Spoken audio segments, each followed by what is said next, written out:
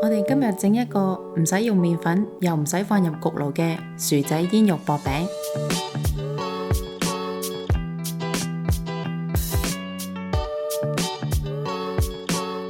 首先將薯仔洗乾淨，去皮切片，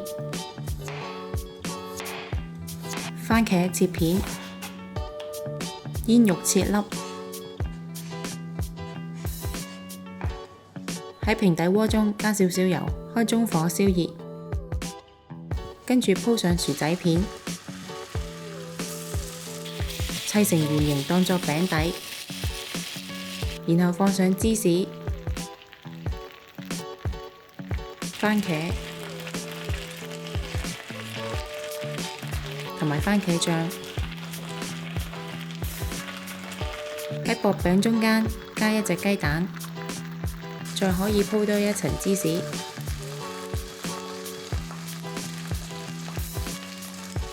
蓋上鍋蓋煮大概5分鐘，跟住打開鍋蓋，加入煙肉、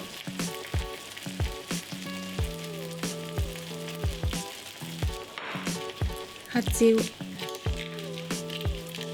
同埋香草碎，再次蓋上鍋蓋，煮多大概3分鐘，咁就完成啦。